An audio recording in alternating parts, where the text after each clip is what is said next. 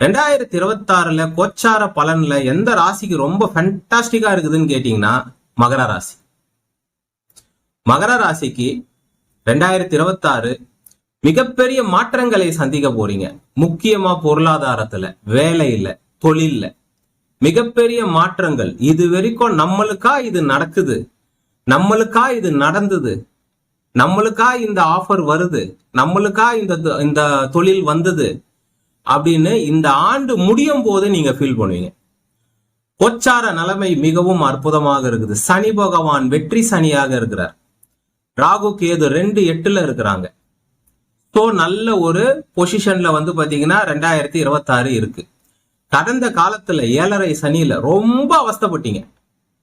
2025 வரைக்கும் உங்களுக்கு 7.5 சனி. 2017 இருந்து 2025 வரைக்கும் 7.5 சனி.